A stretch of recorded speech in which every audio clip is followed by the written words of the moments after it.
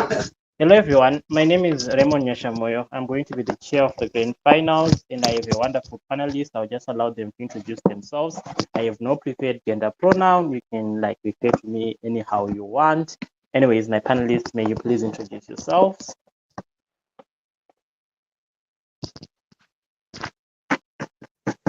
Hi everyone, my name is Raghav. I'm a panelist for the OGF. All the best around. Hi, my name is Aditya. No preferred gender pronouns. All the best. Hello, Gopal. All the best. Congratulations for making it to OGF. Hello, Tejas. Good luck. All the best. Hello everyone, Raymond here. Congratulations on making it thus far. Good luck to all the teams. Okay, Hi, this is Harsh. Him all the best. all right, I think we are now set to go. Yeah, so in opening government, we have Fruity Basket. In OO, we have Bongo Charcha', and in closing government, we have Babson A, and in CO, we have Bhand in 1 out of 37. The motion for the debate is this House prefers a world where babies were born with a random genetic profile rather than one inherited from their parents. All standard BP rules apply. Please, let's be respectful to each other. Understand if it still applies even though in this final. Anyways, we may now start the debate. Prime Minister, the floor is yours.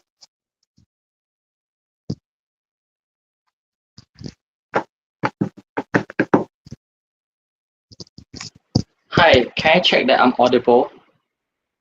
Loud and clear. Okay. Let me set up my timer.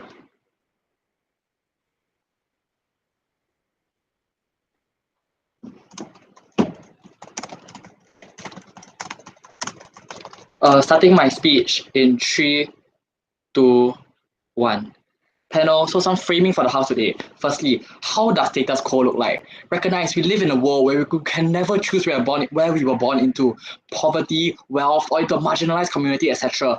And the circumstances that you were born into massively affect your life. They determine your life. We see this in the worst case scenarios where in countries there are extremely strong caste systems where people are unable to break out of their caste systems. But you see this even in very subtly in very Western liberal democracies where people are racially profiled, where people are discriminated against because of how they look, because of the functionings of their, because of whether they are neurodivergent or because of their race or because of their sexual orientation, etc., etc. They can't control the circumstances they were born into, and this suffering is random and it is beyond one's control.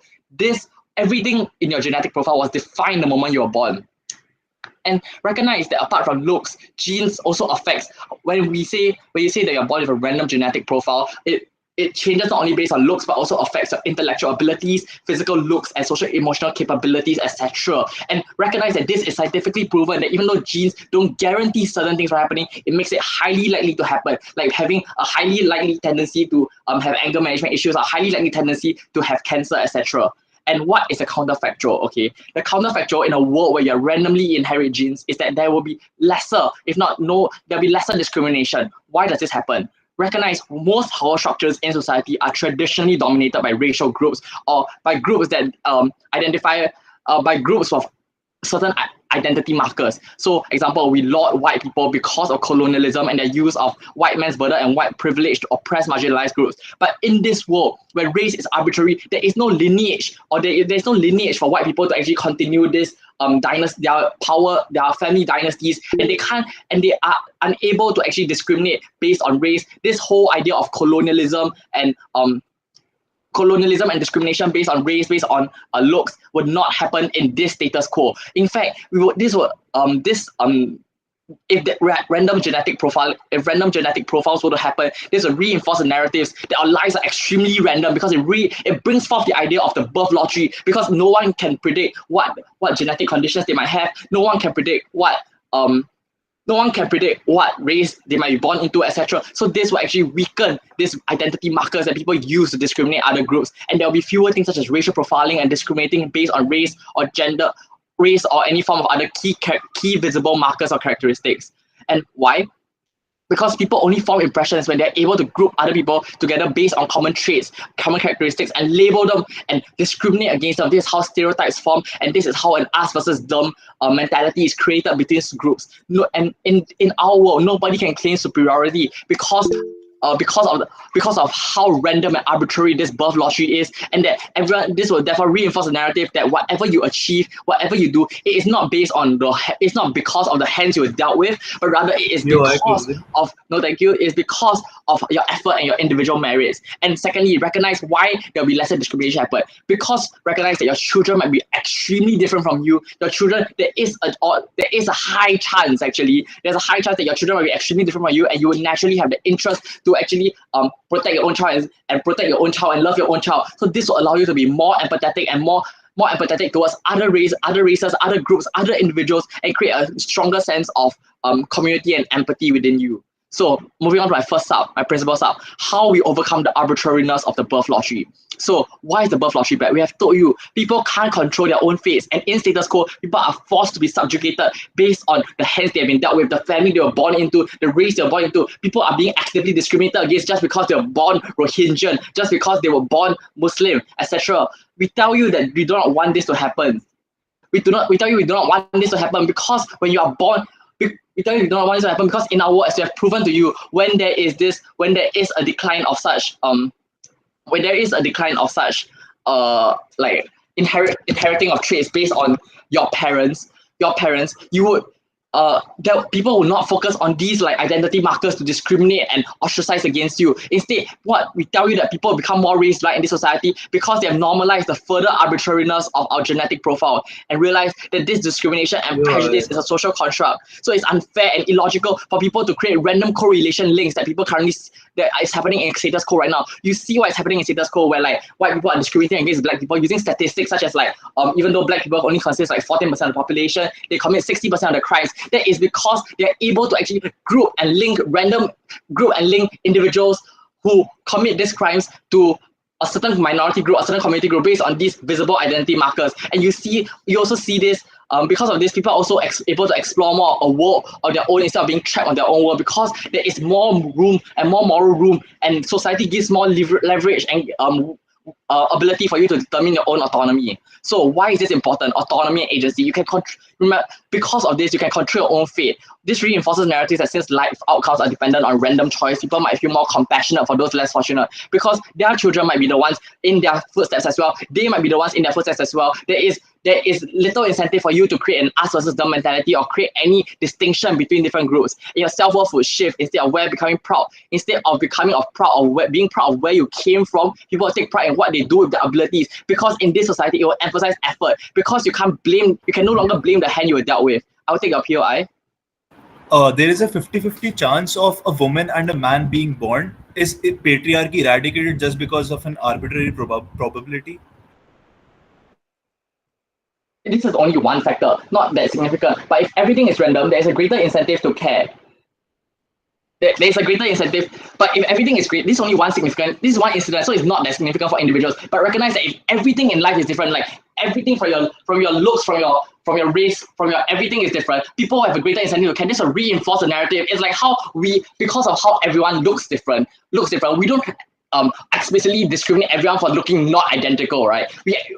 We don't explicitly discriminate everyone for looking not identical, and recognize that your achievements feel more yours because what you accomplish is based on individual merits, because your starting point is unpredictable and personal. This idea is reinforced by the extreme arbitrariness of the situation. So this reduces problems such as imposter syndrome, reduces problems such as reduces the whole focus on like people blaming their racial, blaming how they were born for the circumstance they were in, instead of actually focusing on their own self, instead of focusing on actually working hard for what they do, instead of working hard and being proud of what they have done, what they have done. So for all these reasons, I've never been prouder to propose.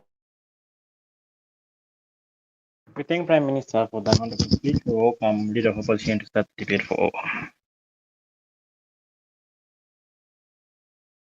Yeah, I hope I'm audible and visible.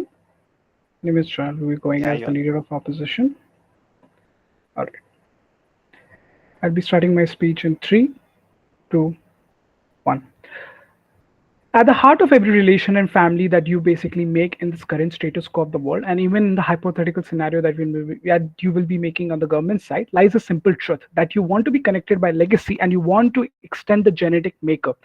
What the government is basically implying is that you want to make children strangers to their own parents. There is no basic identity metric, and you basically rely on the fact that it just came out of you. It will be inheriting your legacy and genetic makeup as well.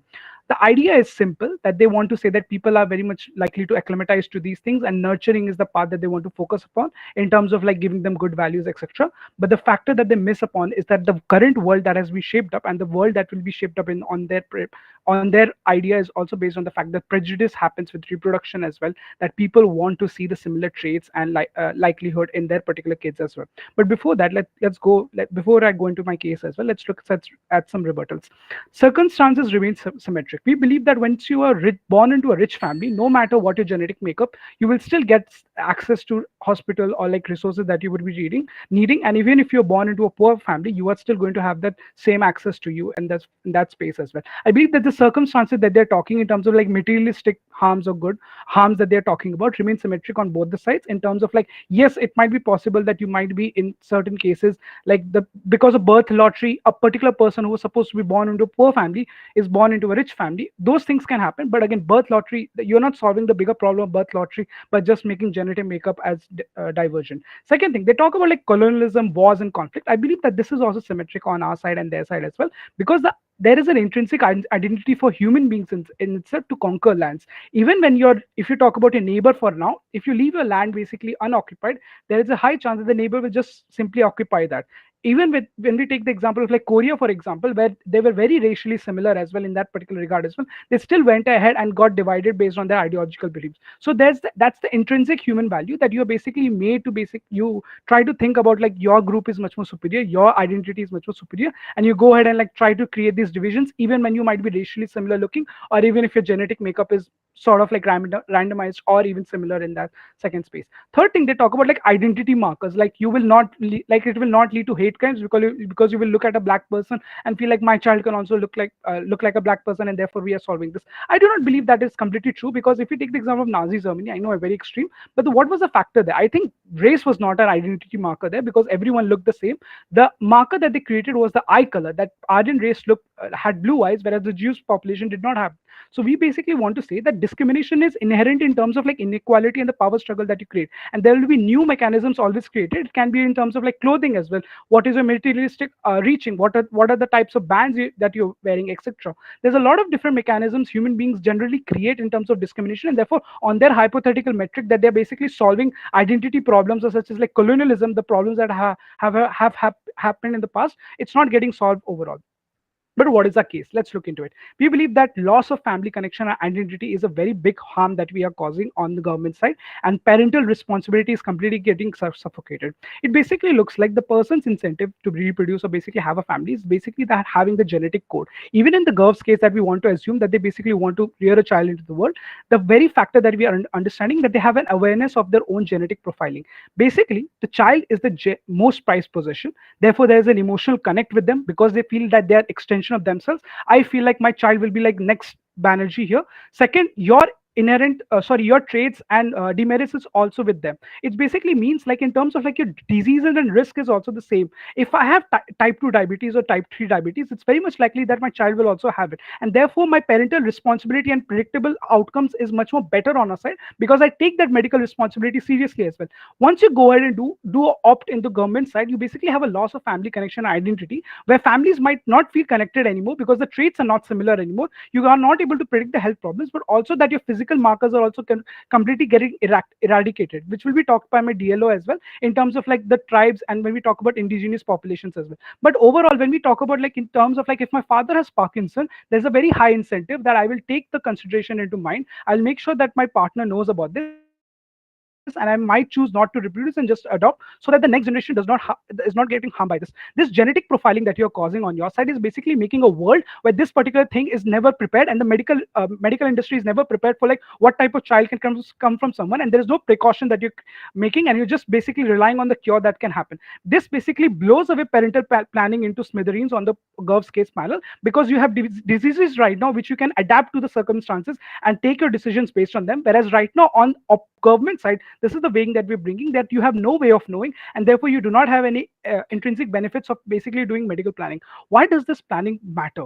We believe that the exclusive impact that we want to create is that nature's impact on genetic lottery. We believe that there are certain loss of evolutionary advantages you will have over generations because of the very fact that, take the example of Africa, where malaria resistance is the evolutionary advantage that they're getting, or like lactose tolerance that is being developed in Europe, for example. These are benefits that you get from the genetic markup of your own parents when you evolve certain generations, when you live in a particular geographical society. Once you start doing this randomization, when you start doing this genetic markup where any person can be born in anywhere, we are okay with the fact that you're thinking that it's going to be doing favor for them, but most likely not. It's going to be much more harmful, because the factor is that the nurturing happens according to the nature that the parents already have. They will make a child go through the same milk. If the child is not able to consume milk, they will still make them go ahead and consume that milk again and again. Even like the very factor that in Africa, when we're talking about like malaria resistance, the chances that the parents will not take that many precautions as well. They have to come, government has to come and prove to us that on both the sides, parents will be so vigilant, so highly inquisitively thinking about all the medical practices, all the medical outcomes that can come on their side, that they will basically predict and make sure that the genetic markup is completely the genetic markup is basically safe and the child is not getting harmed. The biggest impact and the weighing that we want to bring in this debate is about parenthood. We told you so many harms. We told you about like what are the problems that can happen in terms of like losing your culture, you're losing your diversity, and the very factor that you might not feel this person as an extension for yourself is that you don't take ownership for their actions. You don't take ownership for what happens to the child, and that is much worse, because that also means that you might not give the child the resources that it might need at the end of the day. This also harms the child in this particular panel because of the responsibility and the care that you talk about. The very idea that you are able to invest much more as a parent is because of the extension that happens in your head when you are able to look at the child and say like, oh, this particular person looks like me, this person works like me, this person has traits like me. And when you go ahead and like invest your much more money, when you have like 30 lakh rupees in your account, but you are able to spend 20 lakh rupees for that particular child, that comes from that very incentive that is there. Once you start creating randomization out of it, that incentive gets dissolved, and therefore parenthood as a whole takes a big blow on the side of government. Thank you.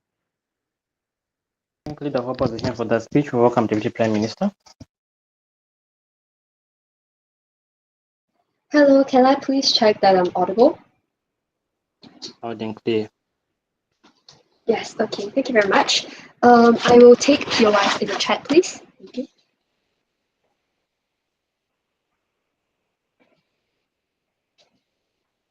A very large push from side government is that from side opposition, is that it dissolves the parent-child bond. We think this is untrue for two reasons. Firstly, we think that the parent-child bond extends far beyond just genetics. For example, there is an incredible shared experience that occurs between a parent and child that constitutes a strong enough bond. So we think that everything they said about passing on your genetics to your child is quite arbitrary, because we think that for example, in cases of albinism, for example, do you mean that the parent and the child cannot relate because they don't look identical? We don't think this is true. We also think in cases of adoption, for example, parents and child can still develop relationships and strong relationships at that, because we don't think that parent-child bonds are formed just on genetics. But even if this was true, we think that it's all right. We think this is a trade-off that we're willing to take. Why? Because we think that it gives you the space to develop your personal identity and self-worth.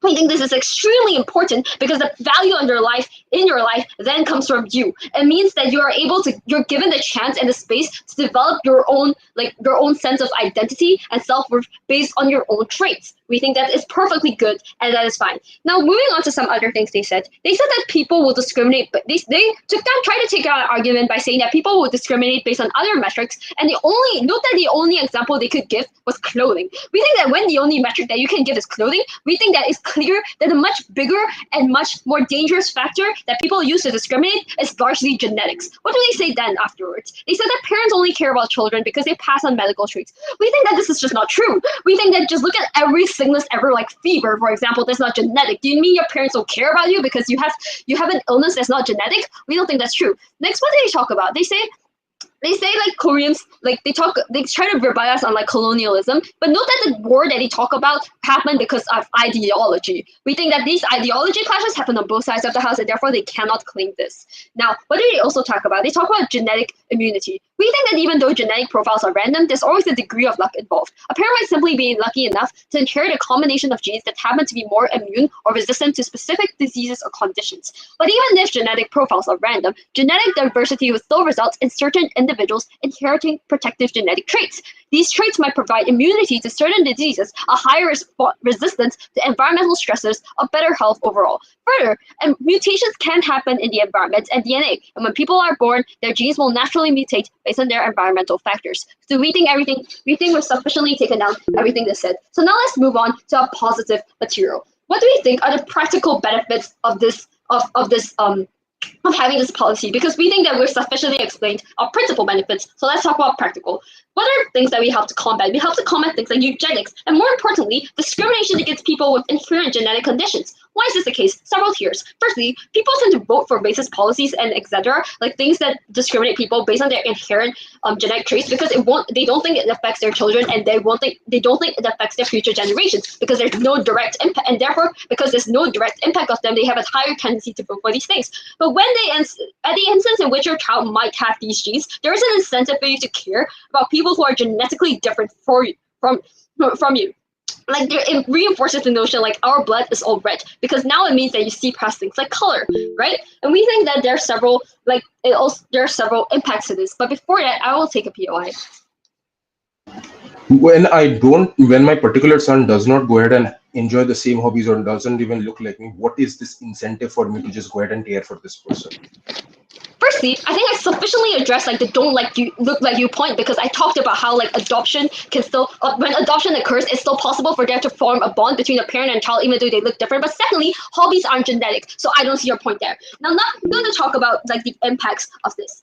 We think there are several extremely important impacts of this policy that constitute the bulk of our case. Firstly, we think we're largely able to reduce discrimination, because at the point in which you vote for policies that tend to be more empathetic, we think that at the point in which you tend to vote for policies that don't discriminate people, we think that is inherently good. But secondly, and most importantly, we think we're able to introduce the idea of a meritocratic society, because at the point in which you judge people not on like their inherently their inherited conditions, but based solely on skills, we think that results in several good things. Firstly, we think it encourages people to not blame their circumstances. We think that when they don't blame like the circumstances, but like the lot that they were given in life for like the poor outcomes of their life, we think it encourages them to work harder. But what do we think the impact on society at large is? We think it incentivizes people to care more about areas to help access to things like healthcare and education, because now that the defining factors that allow you to rise higher in society are things like healthcare and things like education, having better education,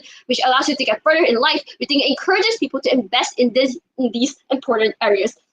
Thirdly, we think it's able to level the playing field, because when you invest in these areas, it gives everyone an equal opportunity to rise in life, regardless of their circumstances, regardless of their hand that they were dealt with in life. But fourth, we think it encourages more cooperation and empathy between people, because when you think that your child might end up as a black person, for example, right? We think it encourages you to be more empathetic with black people, because you have incentive to care about the circumstances that they're in, because there is a chance that your child could end up like that. And in the instance in which everyone could be a minority, we think it's inherently good.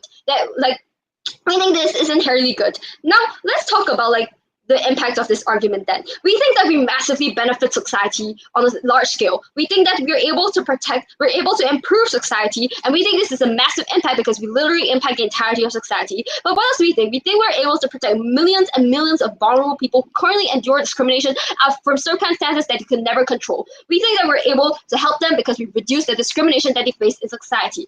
Furthermore, I want to just stress a bit on community. We think that the idea, and we think that I would like to preempt an argument from opposition, because we think that they cannot argue on community. Several things. Firstly, we think communities aren't formed just just with your family. We think there might other people, and we think it's even better on our side because you're more likely to diversify and find more connections by connecting with people who are outside of your family. Secondly, we think it's simply not true that because family might not always be your community. We think there are instances in which you just move out in general, and even if so, we think it's okay. Because like we said, we think that it's good for you to find your own identity. What have I proven to you in my speech? Two things. I've proven to you that it's okay and it's good for people to find their own identity, but also that's not the best case on opposition. We think that largely, the bond between parent and child is not developed purely through genetics, but also through shared experiences. Secondly, I've greatly proven to you the practical benefits of our case, which is why even if you don't buy any of our principle, we think on the practical and on the scale of our case alone, we're still able to take this debate.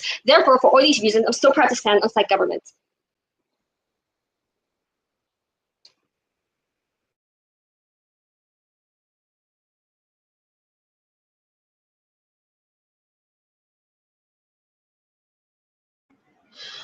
Right. Am I both visible and audible? Anish, shout out to certain people. Shout out to Joy for. I don't think we teamed up in like 2 years, and whatever happened. Very last minute thing. So shout out for that. Shout out for the people who have been debating for at least I think a year now. Deva and Naman, Shubha, all of that. Thanks. Starting my speech in. Starting my speech in 3, 2, 1. History. Yeah. I've shifted rooms. Yeah. It's fine. Yeah, it's okay. We started. Thank you. Great. Works.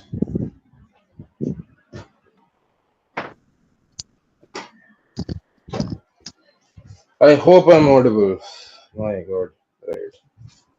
Loud and clear. Loud and clear.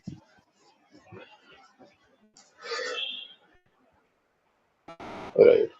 Starting my speech again for the third time in 3, 2, 1. I think my partner goes ahead and tells you that history literally goes ahead and creates this entire formula that if you're going to put two human beings in the same room together who look literally identical with the identical genetic makeup, then you're still going to find a reason to go ahead and kill each other. You're still going to find a reason to go ahead with war. My partner goes ahead and again, the Nazi Germany example goes ahead and tells you you're a dirty European Jew versus pure-blooded Aryan Nazi. The Jew still goes ahead and gets sent into concentration camp despite looking exactly the same. The same happens with Korea, for example, where you literally had 8,000 to 10,000 years of inbuilt slavery between the Koreans and let us say between the Koreans themselves, with the Koreans literally invented and put each other into these enormous bouts of slavery. They literally went ahead and created these enormous cycles of chains of slavery within their ancient history at all points in time. And necessarily feel that you necessarily in status quo and gut check this panel, the rest of the world still can't go ahead and see what is the major differences between, let's say, Chinese races and Japanese races for that matter. I think they also go ahead and have an enormous amount of similar makeup, but even beyond everything else, you still have the invasion of Japanese military in China, in Manchuria, and the enormous atrocities that the Japanese committed over their Chinese brethren at all points in time, even if they're both Asian.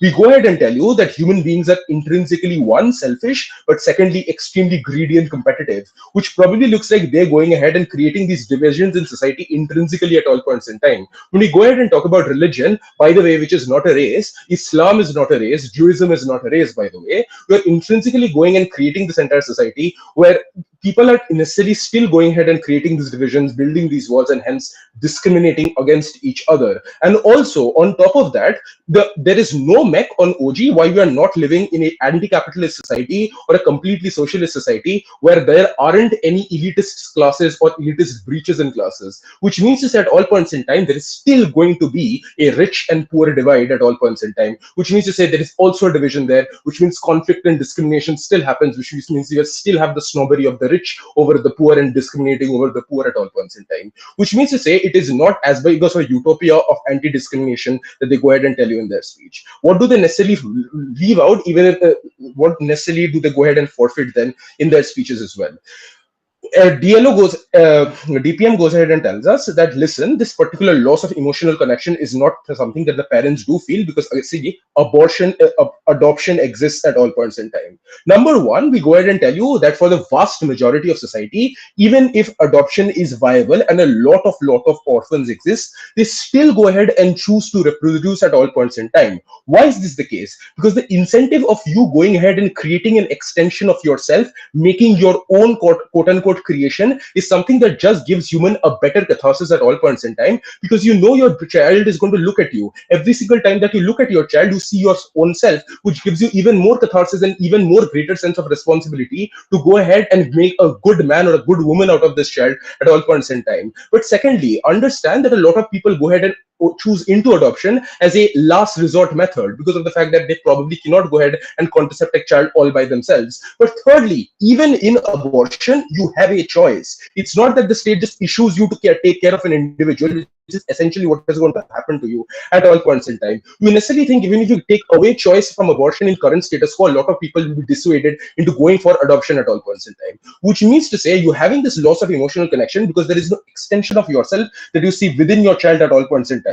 The randomization goes ahead and essentially destroys this emotional connection. And I'll give you a particular intuitive example to kind of go ahead and cement this, is the fact that imagine two very athletic parents randomly getting a child who is genetically predisposed to extreme physical weakness like muscle dystrophy. This weakness is something that you could have never seen coming. This weakness is something that creates an enormous ethical conundrum within your family, because you're being much better off not having a child rather than creating a child which you did not know would have this particular mental solitude, that this particular child will now have to suffer for the next 50 to 60, 70 years because of this particular issue at all points in time. Which means to say, on top of you having a very weak connection with your own parents at all points in time, you are having this enormous ethical chaos of randomized medical histories at all points in times, which means to say a child can randomly inherit extremely bad conditions with severe disabilities at all points in time, something that you still can go ahead and predict on our side,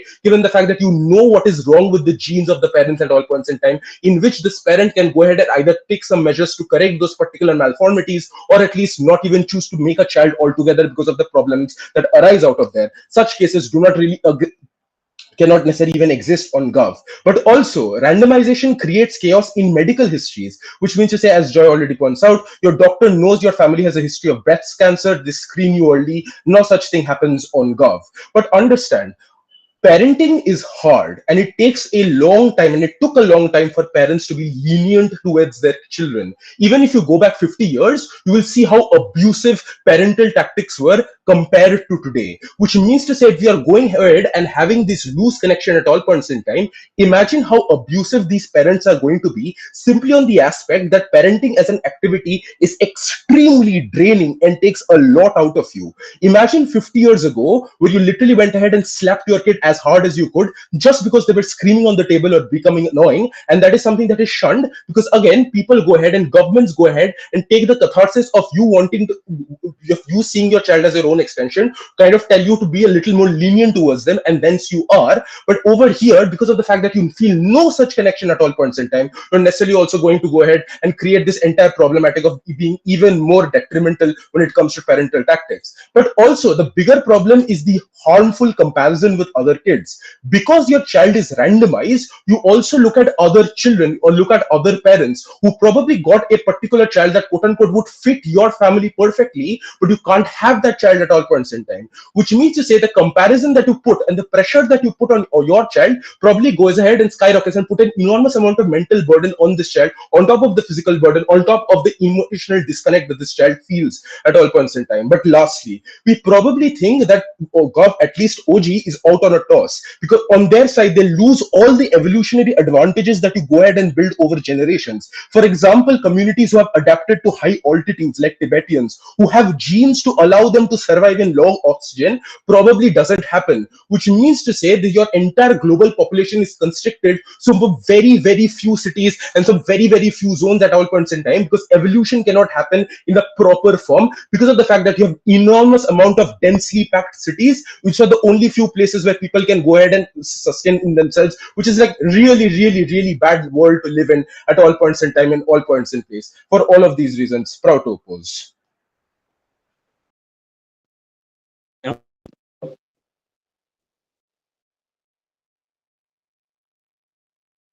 Can anyone hear me? Yes, we can hear you. Camera on. All right, it's fine. I think my mic, something's wrong with my mic. We thank Deputy Leader of Opposition for that wonderful speech. We welcome Member of Government. Perfect.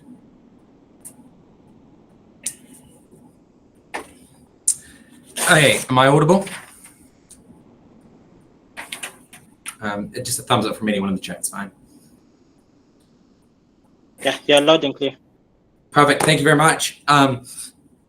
Okay, starting my speech in 3, 2, 1. Look, panel, when OO stands up today and tells me I can no longer choose not to have a kid and should adopt and choose to adopt instead because my dad has Parkinson's, they are literally pitching eugenics to you, panel. And we think on side closing up, that's a pretty bad case. Okay, going to do a few things for you in this speech. Going to give you extraneous rebuttal. Then we're going to run a substantive on like equity in the system. We'll explain how that's separate from the OG bench in a moment. Let's engage with OO. Couple of things. Firstly, they tell us majorly about the thing that you get healthcare knowledge from your parents, right? We think this is actually not a good thing, right? We think it's probably better to come from medical professionals. Why are you more likely to get this under our side? Because I don't know what my child has, I'm more likely to take them to get checked up. I'm more likely to want to find out information rather than just assume these things. So that means when I go to the doctor, they like to give me information about this condition. The reality is over like 20 or 30 years, right? In that time since you probably had your diagnosis early in life, right? You are probably medical information has probably progressed a very long way. So there's lots of different information you probably should know about that. Secondly, also you get a greater funding of medical research in general, right? And because now sickle cell disease is not underfunded because anyone's child could have sickle cell disease. So it's an incentive of the society, not just a problem for the niche Black community. By the way, POIs for taking chat. I'll also call for one. Okay. Additionally, they tell us that the poor are still poor. There are Nazis in the world and a bunch of random examples like that, right? Like, we want to tell you it's not our burden to fix the world. We don't have a magic wand and we don't have to fix every single thing. The truth is no one says the civil rights movement was a net utilitarian harm because it didn't fix income equality in America, right? Let's just sense check this. If we fix some bad things in this debate, that is a net utilitarian good. That's all we need to prove. I'll take a POI now, optimally from the diagonal if they've got one. If no, I'll take one. The research does not have capability in a lot of the global south. Please engage. Sorry? Research is not capable in a lot of the global south, especially in developing countries. Please engage. Yeah, exactly. That's my case. Like, because you might have things that are occurring in the global south currently, because there are certain epidemics, there are like certain epidemics in the poor Black communities, right? Now that these conditions can occur in the first world as well, you're just as likely to research cures for them. And then you're likely to get economic scale on things like vaccines that make it cheap for the first world. Okay, now we're going to give you a substantive on why you get equality in the system. How are we different from OG? What's our differential here? What do they give you, right? Look, the truth is that they give a lot of good headlines for what they do, but the reality is that there's not a lot of mechanistic depth in their case, right? So what occurs here is you get this deadlock in the opening half that suffers heavily from assertions from both sides. The one mech we do hear from them is that you weaken the affiliation. We think this is good, right? What we're going to do is increase the burden here. We're going to set ourselves a higher burden, a higher impact debate. What is that? We have the burden to remove pretty much genetic discrimination fully in all conditions and like all of these cases, right? That's really good because it's not just like a mitigation of the current status quo, it's a significantly greater approval rate. Additionally, they don't explain why you get a scale of change and they don't explain the impacts. Those are all things we're going to do. We're going to give you the mechanism step behind it. Okay, a bunch of mechs for you. Firstly, why do parents care about a kid? This also implicitly engages with OO, right? Okay, bunch of mechanisms for you, 4 of them. Firstly, the birth process produces hormones regardless if it's your kid or not, because when you are pregnant, it produces hormones that makes you attracted to protect your child. That is something that humans have evolved. It is broadly across the world in every genetic pool. Secondly, when you have like bonding connection with like cuddling your baby or like breastfeeding them, right? Like physical human contact releases endorphins, right? So when you do that with your child, you're likely to like them. Thirdly, your success as a child is likely to reflect on the parent's success, right? So I want the best for my child, whatever's their happiness, I want their success, right? All of these things, right? So you're seeking all these things to exist. So what happens? I'm more likely to fight against injustices that could impact my child, right? But here's the key panel. The reality is that still only 18% of children are Black in America, right? So you still only have that 18%. What we give you additionally is everyone who hasn't had a child yet are still playing the lottery, right? So because of that, everyone wants to not take the risk and wants all things to be good, right? This is the only way you achieve meaningful scale in this way. This is the only way you achieve the things I'm going to tell you now, right? This applies to all things like dyslexia, ethnicity, speech impediments, any genetic characteristic, right? Because without this scale, right, which we only achieve on our side, it's exclusive to the closing half because we give you the material on why everyone cares, not just parents of those kids, right? Because you now vote and do engage in things like political action, like protest, like voting block, right? You get the scale of those things that are required to succeed. They require this scale. Thirdly, you build up like a characteristic monopoly in the status quo. Note this is an independent path to prove this point, right? Even if you buy none of my analysis prior to this, right? People are likely to build up characteristics that make them successful, right? Because if their parents are successful, they like to have lots of characteristics, not just one. It means I'm likely to be tall and white and come from a rich family, right? Now, what we do is we remove those racial compilings and creating a monopoly on them, right? So I'm likely to be things like short and Black, and I may be rich, right? But I'm going up against these other characteristics. So even if you didn't buy that was removed, here's another entirely different mechanism that it's removed by. Fourthly, you get cross interaction, which normalizes this. What does that mean? Okay, the effects such as redlining in the United States, such as national borders, such as the global South, which my opposition so wanted to talk about in their POI, means that people in regions are born with similar ethnic characteristics, right? That means that white kids are more likely to play with white kids because they are more likely to be born in a rich neighborhood or rich school district. Disabled kids are more likely to be around more disabled kids because the reality there is that you are more likely to be in a poor neighborhood because your parents were paid less, right? When you have all of these things spread out, you're more likely to meet all of these different things that are way more likely to be normalized to you when you see them as a child. What does that do? It means it decreases microaggressions because they're more likely to be your mate, your school partner. You're less likely to bully. You're less likely to be prejudiced because it's normalized to you in every meaningful way it can. Okay. What are the impacts of this in the debate? Look, panel, we genuinely solve genetic discrimination in a number of forms. Do we solve discrimination as a whole? Obviously not. That's not our burden. Don't know what OO is going to trying to set for us there. We will not be burden pushed on this, right? So what we get is we get this removal on everything from microaggressions all the way through to lynchings, right? So the scale is massive. So we get lots and lots of people saved at a small scale and a few people saved at a massive scale, right? This is the impacts of everyone, and this exists for all of time, right? So huge scale on time, number of people, and size of impact. This is the most important thing in this debate panel. So proud to stand with side closing government.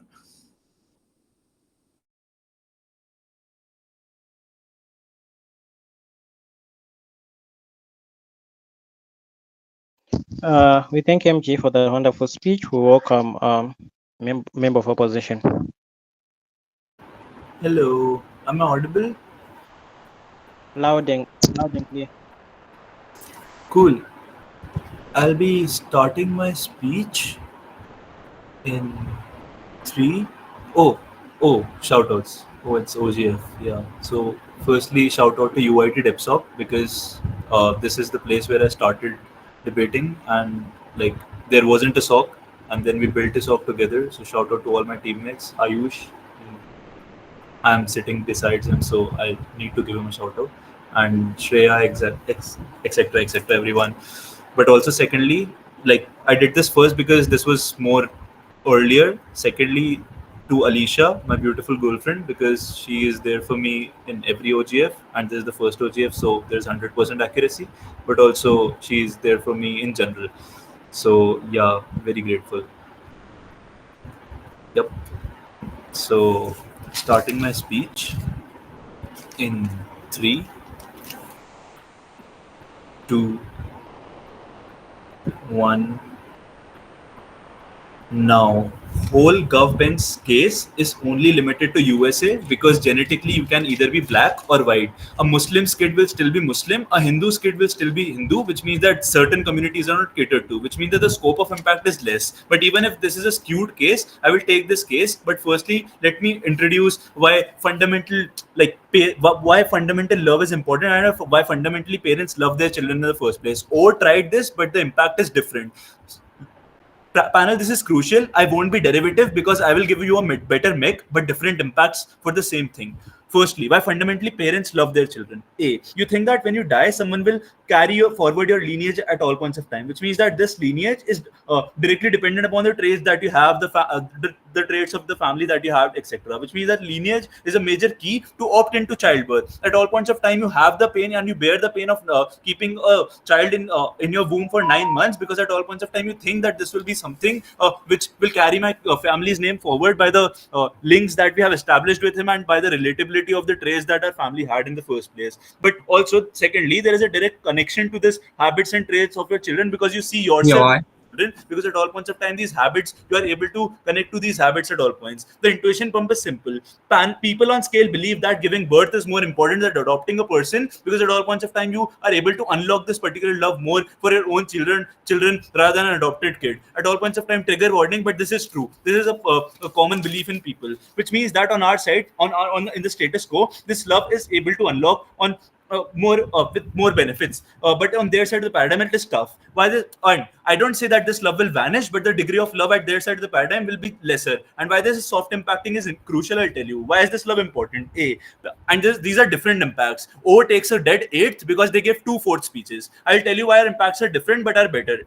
Parent-child relationship is better and they feel more connected to their parents at all points of time. But B, there is a sense of availability that happens in their side and our side of the paradigm, which means that parents are more available for their children simply because they feel that they have love for their children. This degree of love is enough for them to be available for their children. But also care unlocks more in our side of the paradigm, but also the feeling of sympathy, empathy that you give to your children unlocks on our side of the paradigm. This is a THP, this motion starts from scratch because this is a prefers motion. In their side of the paradigm, this love is more materialistic, but also this amount of love never unlocks, even with the shared experiences. Why? Because the shared experiences comes late, but these particular you loving your children and the ideology of lineage comes earlier on timing, which means that when you are 14 or when you are 19 or when you are about to marry your girlfriend or your wife, at all points of time you feel that children are important in their side of the in our side of the paradigm because he will carry your lineage. In their side of the paradigm, people will opt in more into adoption, but not in this particular childbirth at all points of time, because they will weigh that, why to bear this pain, because at all points of time it is better to the person, etc. at all points, right? But thirdly, we say that the amount of responsibilities that a children and parent have unlocks more on our side of the paradigm because of this particular degree of love, which means that if I say my child to do something, he will listen to me because of the degree of love that I am able to establish with him. My child if says something to me and say if I'm anti-Muslim and he says that, oh no, dad, Muslims are good, I'm able to opt into this particular ideology because I love my child and I want to do something for my child and I want to listen to him in the first place. But then also, PY quick. Opening. Yeah. Closing. Okay. Okay. How is the argument that parents love their child not an explicit knife of your open in half, given that they made arguments on why parents will not love their child as a core part of their case? No, they say it's not a core part of their case, but we say, we want to make it a core part of their case. They didn't say that, love will not unlock in their side of the paradigm. They also say that, this lineage is important for children. We say that, yes, this lineage is important, but also because of this love unlocks on our paradigm, and also we give you a likelihood basis for that. But also discrimination based on birth. This is their whole case. This is contingent upon the common belief that you hate a certain particular community because they look a certain way. But secondly, these are more derived by social stigmas that are around you, which means that at all points of time you don't like. Intuition pump is simple. When you hate Muslims at all points of time, or when you hate someone white, then at all points of time this is fed into you when you were a kid, which means that at all points of time these social narratives were fed into you and this hatred was fed into you. You don't think that, my child after 20 years is going to be black and that's why I shouldn't hate black people. But which means that insofar as this is false, the more permanent effect, this hate has more permanent effect because it was inside you for 20 years unless you are having a child in the first place, which means that this hate becomes more prominent and prevalent over this particular love for your children at all points of time. But we prove to you that this love for your children is not enough because the love unlocks when there is lineage, which means that the counter narrative or the counter intuition that love will change you never unlocks on their side of the paradigm, which means that you still hate communities because of the permanent effect. This Arish will extend this, but because of the permanent effect of the social ideologies and what society feeds into it at all points of time. But secondly, the second case and the horizontal extension that we give to you, even if you don't buy the vertical extension, why collectivization and mobilization will happen. The collectivization and mobilization is contingent upon the common suffering and the common establishment of relatability of suffering that you have. Why? There is a point of relatability which you can establish with this particular suffering, which means that, my dad was poor, my grandfather was poor, I am poor. I'm going ahead and establishing a point of relatability in poor. That's why I'm going ahead and saying that, I'm poor and that's bad, and I'm able to collectivize with poor people more because the point of relatability is more. But if I'm not black, but if I'm white and my parents were black and their suffering is something else, my suffering will be something else. There is no point of relatability in this particular suffering. I will never feel the need to collectivize in the first place. But secondly, visibility of suffering is more in our side of the paradigm because there is a point of relatability and more suffering is there there is generational suffering instead at all points of time. But thirdly, this is more proximate because of the social stigmas that happen around you, and you see your parents suffering at all points of time, which means that you feel proximate to these sufferings at all points of time, which means that on our side of the paradigm there is a point of relatability which again fuels you to go ahead and join a movement or collectivize into mass mobilization at all points of time. Arish will extend this, but still, what is the impacts on our side of the paradigm because of this mobilization? Less mobilization happens on their side of the paradigm, which means that you're not able to create a delta and the call-outs mechanisms are weak. Why? Because for call-out mechanisms you need scale. For scale you need people. For these people you need a point of relatability so that people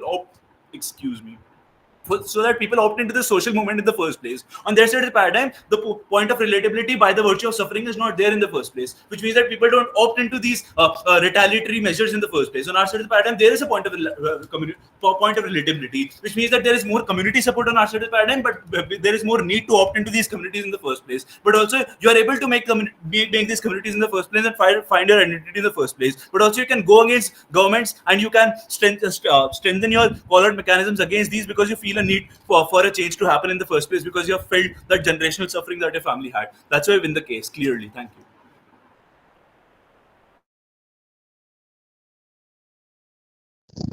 We thank member of opposition for the wonderful speech. We welcome government whip to end the debate with the entire government as well.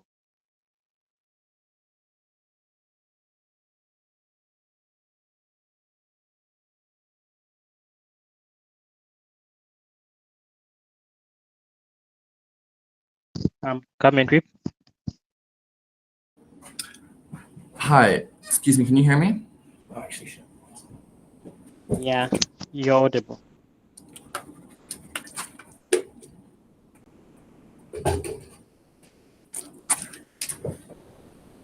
Sorry, I'm just set up my notes.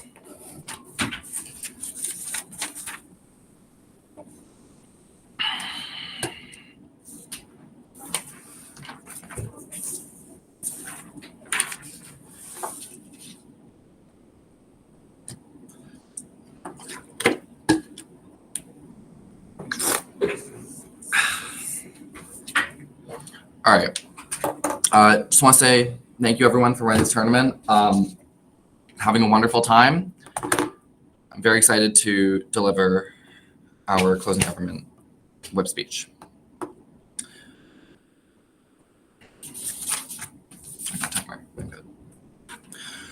I'd prefer POIs in the chat, please. Let me just open up the chat as well.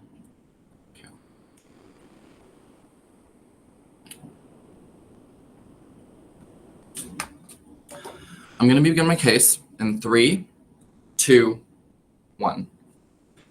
Panel, the reason why both of the opening and closing opposition bench teams are unable to win this debate is because their framing of what will happen under this universe fails to recognize that we are looking at two completely different universes. The problem with closing opposition's analysis is that they assume that what we are proposing on government is a society like the current status quo, where we then suddenly shifted in the future to one where we have like this genetic randomization lottery. That is not the case. What I want to characterize for you, and my partner had characterized for you, is two completely separate universes. One that just never ever had any sort of like genetic passing down versus like the status quo where we do have the genetic passing down. And that's going to be incredibly important because it will mitigate a lot of the concerns that our opposition has thus far given us, where they say like, oh, if you are not being able to pass down like the current traits right now, your parents are like not going to have the same sort of affiliation or the same sort of like willingness to, or like care,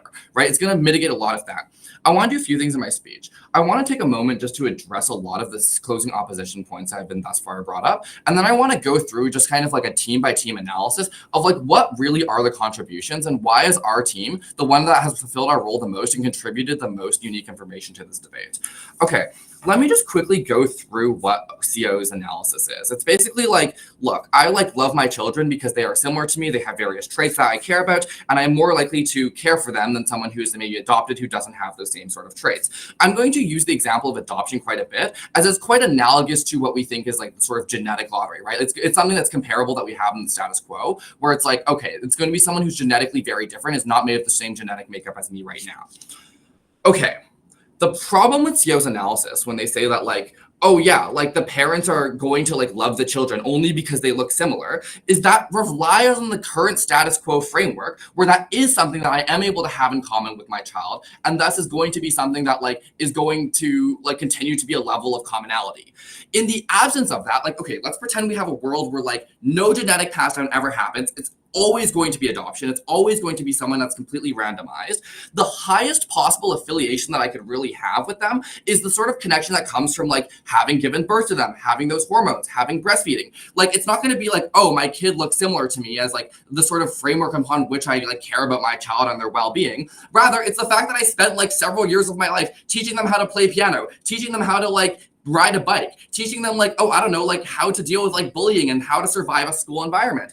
As a result, this is a fundamentally different world where like if like everyone were to adopt, for example, or were everyone to like have the sort of genetic lottery, that would be the highest level of connection you could possibly really have. The sort of like, oh, I have similar traits that are similar isn't going to mean anything because it's not actually going to be a commonality that I grew up with, right? This comes up to like kind of the analysis that like my partner gave earlier, where he talked about the sort of like exposure and normalization, right? If everyone is like a little different from me, if everyone is very different, like when I grew up in like a diverse city, it's not going to matter whether or not someone is going to look similar to me or not, right? So just like a quick response to that like love of children case response is that like we agree that parents love their child, like, but it's just symmetrical for all mechanisms that we gave in our speech, right? And even if it's true that we accept that like we don't have to fix all injustices forever, as they clearly want to try and push. Okay, I'll take a POI from my diagonal. No, I'll take a POI from CO. Same. Okay, just whoever, please hurry. Okay, same thing. Why there's a 50-50 chance of a man and a woman being born, then why is the patriarchy still there and not eradicated? Because that's important for your case. Right. So like I think our burden isn't necessarily to prove that like, oh yeah, we all are going to fix suddenly everything. Like that's not really our responsibility to prove. But we have demonstrated like why, for example, on like racial lines, those kinds of tensions are not going to be like that just doesn't really happen. Like you keep bringing up this like POI, you POI the opening, you POI'd us about like, oh, but like gender is an example. That isn't really proving anything, right? We gave you very clear analysis of how when you are sort of like in a diverse society where it's like you are able to reduce these like microaggressions that are like weird or that are like differences, right? Okay, let me just quickly go through the OG, OO, CG, and CO analysis, okay? Okay, so with the OG, basically, what is the analysis that they give us, right? Like, nobody's able to predict, and that like I'm a parent, so I want to protect the child. The problem with both is that we don't really get a ton of mechanization besides like, oh, there's like less affiliation. This is like largely mitigative. The difference that my partner then gives you is active incentives for somebody to want to fight against this, right? For someone to be like, oh yeah, I want to ensure not just that like, oh, that they are not discriminated, but I'm actively going to fight against it. We also get this in the medical realm, right? Whereas we get additional like funding, additional support towards like, oh, if it is is possible that like the people that I am around, the child that I am going to birth is going to be like maybe like have sickle cell disease, which is often experienced by like African American communities. I am going to want to ensure that that does not happen. But what's the other mechanism that my partner gives you is the idea of like exposure and normalization, right? I want to give an example. Oftentimes, people who grow up in diverse cities where there's a ton of diversity in, like, let's say, a racial dimension, such as, like, let's say, like, New York City, is that when you are often interacting with people that look different from you, and you see that, like, oh, they're a New Yorker, I'm a New Yorker, I like my bacon, egg, and cheese, they like the bacon, egg, and cheese, like, the difference is that those sorts of differences in, like, racial differences or genetic differences are basically meaningless. And so, as a result, we have more sympathy and we have more appreciation and acknowledgement of each other. Therefore, when I acknowledge that, like, everyone is the same, or these differences are like largely not important to me, we are going to ensure that we get more sympathy and we get, again, more mechanisms for everyone to care, not just people that are actively currently having a child that is coming from a currently oppressed minority group in the status quo. Another difference, like when you think of like people from societies that don't have that, right? Like if you're from like Alabama and you've never seen a black person in your life, you're not going to be sympathetic to that. Okay, what is the analysis that we get out of OO? We get like a weird eugenics case that my partner dealt with. We also get the sort of like healthcare knowledge being passed down through parents. We think that's an interesting point, but the problem with that, as we mentioned, is that again, the problem with like, sickle cell disease is that's often going to be experienced by African American communities right now, where we are often socioeconomically disadvantaged and are going to not have the same advantages. Sorry, I think the timer stopped on the screen, but I still have mine going, so I'll keep going. The difference on our side of the house is that these sorts of like genetic challenges are going to be spread broadly so that everyone is going to want to care for them, because again, I care about my child, not because they look like me, but because I spent like 18 years of my life making sure that like, you know, they would grow up to like, I don't know, be good people, right? That they would follow in my footsteps. Okay, so ultimately, what have we done to win this debate is that we've given you so many mechanisms by like why you care, why whether you are giving birth or whether you are not, whether you are about to, you are going to want to actively fight through policymaking, through protesting, through funding on both medical realms, but also in the sense of just fighting against inequality. For that reason, we're so proud to propose.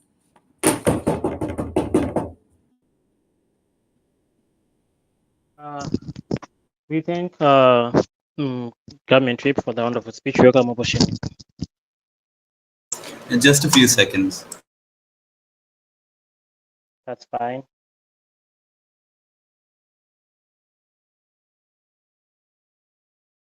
Hi, am I audible and visible?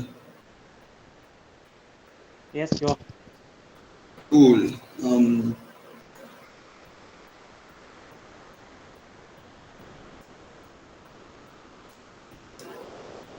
Okay, couple of shout outs before I start. First of all, to UIT DevSoc as a whole, and also to Lakshya, and it's very cool that we're doing our first OGF together after teaming up after so long, because it's been like a year and a half since we started together, so it's like a full circle moment, and I'm happy. And yeah, and also to just like everyone else in UIT DevSoc, Arindam, I think he's here, and my juniors if they're here. And other than that, also to also to Manya, who I don't think she's here, but she's been amazing. And yeah, starting in 3, 2, 1. What CG comes in and concedes to is that they can never solve problems to begin with, they can never create a massive change, and they can not just correct everything. Insofar as that is true, I'll also prove to you how they take away a lot of what is present in status quo. A lot of the things that are beautiful in status quo and CO brings to you, which look like people finding sense of community, people finding belonging, which looks like parent and children bonds, which are so essential, which always go out of the window to begin with. What's the most important extension that we bring to you at CO? Collectivization and mobility is something which is exclusive to our side. What does that look like? It looks like a certain degree of proximity being associated with your experiences at all points of time. What that means is that insofar as my gene makeup is the same, which means that I probably look the same, which means I have the same tendencies and all of that.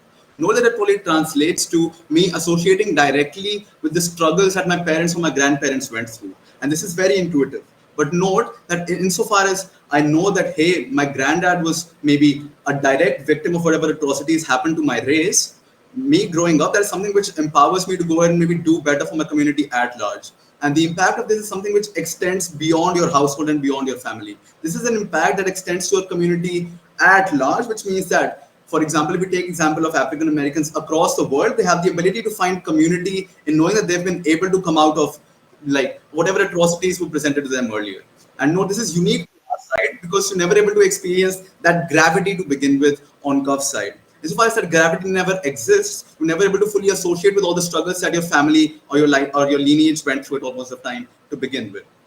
And note that can't prove and can't come in and prove that this still happens. And we think this is something which is uniquely present on our side because of Lakshya's framing still being relevant, where it tells you that all of the struggles that my parents went through, as I grow up, they become incredibly proximate to me. Because I realize that they're that I'll take a POI later, please don't vocalize. And I realize as I grow up, that is probably something which is my parents directly suffered and something which impacts me as well. Note, that makes me directly more proximate to the cause and more likely to align with the cause, which further translates to my entire community at large. When I move out of my household and I go ahead and talk to people, when I form community, when people that look like me and that are like me, all of us are incredibly proximate to where we came from. All of us have a greater sense of belonging, which means that we find better community and better mobilization at all points of time. This goes away at government side on both on like opening and closing as well, but they can never prove or this becomes something which is incredibly proximate. I'm unsure as to how someone who has a different genetic makeup, which is saying someone who has gone through an entirely different lifestyle is going to be incentivized to go ahead and push their struggles onto me. But even if they have the incentive to do that, I'm unsure why a person who is of a different genetic makeup is always going to go ahead and relate to begin with. And this is very important. Relatability and proximity are what drive action, and we get that on our side because you see that through your lineage, where you see people coming from certain backgrounds and empowering your family to begin with. And you probably want to carry that forward at all points of time. This extension is one of the most important in the debate, and I think that is why we take it over right off the bat. But then on CG's case, I have multiple flips to CG's case. First, a simple thing that I want to prove to them is that discrimination still occurs insofar as you don't choose to be a discriminative individual at the time of childbirth, and discrimination and other negative ideologies that you gain, they probably get gained while you're living. Which means if I give birth or I have a child when I'm 30, all those 30 years of my life, I've still been subject to a lot of experiences. I've still been subject to different kinds of surroundings. I've still been subject to different kinds of people. I'm unsure as to why I can't form negative opinions still. I'm unsure as to how I can't be discriminative as an individual still. So I'm unsure as to how you solve that. But second, bad experiences don't exactly go out of the window on your side, which is to say that just because you say that, oh, genes are now mingled, I don't think that you can ever prove to us that terrible things don't happen. Insofar as terrible things happen and conflicts arise and all of that happens, we think it's very likely that two parties have certain prejudices against each other, a certain degree of hatred against each other. Note that directly translates into you as an individual. Your parents cannot safeguard you from that forever. And then further, third, note that in status quo intuition pump, parents of criminals will not always be criminals, and in most circumstances probably won't be criminals. What I'm trying to prove here is that your parents can't always go ahead and dictate the sort of person that you're going to be. What that means is that when you're born, and even if your parents are from a different genetic makeup, they aren't going to they can't make you to be someone that is always going to be safeguarded from discrimination, but they can't inherently make you someone who's not going to discriminate. So those experiences and the discrimination being unlocked while you're alive is still something which is present on Gov's side. But then we don't think most parents have the capacity or the incentive to do that. That is not something which is universal. Not all parents can go ahead and change society at large, and not all parents are going to be amazing enough to just say that, oh, we don't discriminate anymore. Before I move on, POI. Yeah, so explain to me why you think it's okay, to accept racism as a trade-off if it produces community for the African American community, as you said. Why is that okay or good? That is not a trade-off. What I'm saying is racism exists on both sides. It exists on your as well. On our side, people are more proximate to the harms of racism, which means they have more ability to collectivize with other people who've suffered it. You take that away significantly on your side. I think that is where you lose out to CO. But then, and note that just based on that POI, let me just weigh everything. And I think my answer to POI is just weighing there, that they can never replace the magnitude of being able to find community to deal with historically oppressive things or terrible things that happen, which happen on both sides, as the mech that I've already given to you. I've taken a POI. But then, what is another claim that they make which is very major? They say now you have all types of people distributed everywhere, and note there's two responses I have to this and why this isn't exactly the best thing to run at CG. First, we take away from the sense of community, which is insofar as a proof that discrimination can still occur, which means that if someone is disabled, they can still be discriminated against. Note that on your side, it's significantly less likely that they find community amongst each other. They find happiness from knowing that someone is just like me. It's significantly hard to find acceptance out of nowhere because you don't essentially frame that for us that the entire world is going to change. You say that you're taking the higher button and you try to make that out, but it doesn't really work. But second, on evolution, this is a natural progression of everything that has happened in the debate. Note that because people genetically are predisposed to be a certain way, which means certain people, for example, are, I think that this is fairly intuitive, that the way that people evolve, it leads to society functioning a certain way, which means like places that are hotter or like rainier in general, they have a certain kind of crop growing and all of that. And we think that is a direct, instance of just genetics being dependent and genetics like being a direct reflection of this thing. And so far as evolution happens at all points of time, we think you take that away. And so far as people are scattered, people don't find things like common ground. There's no focus on society at large, and there's no actual direction the society gets. But again, this is largely mitigatory.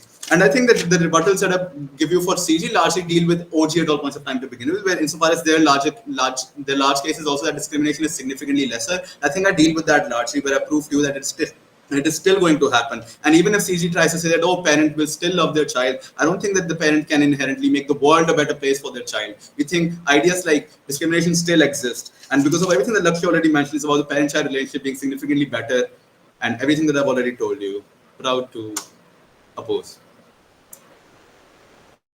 We thank opposition whip for the wonderful speech, and this marks the end of the Open Grand Finals of Charcha' PD. Anyways, see you at announcements as we announce who won. So may you guys just kindly leave the room so I and my panelists we can deliberate. Thank you very much for the debate, everyone. Appreciate it.